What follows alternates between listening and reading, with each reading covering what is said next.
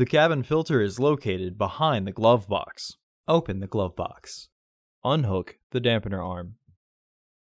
Push in on both sides of the glove box to release the stops. Lower the glove box. Pinch the tabs of the filter housing and pull outwards to remove it. Remove the old filter from the housing and clean out any debris inside.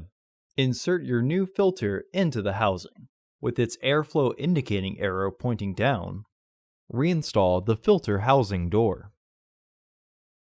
Partially close the glove box to re-engage the stops. Clip the dampener arm back onto the glove box. Close the glove box. Order your parts today at filterheads.com. Also, please like our video and subscribe to our channel so you won't miss any new content.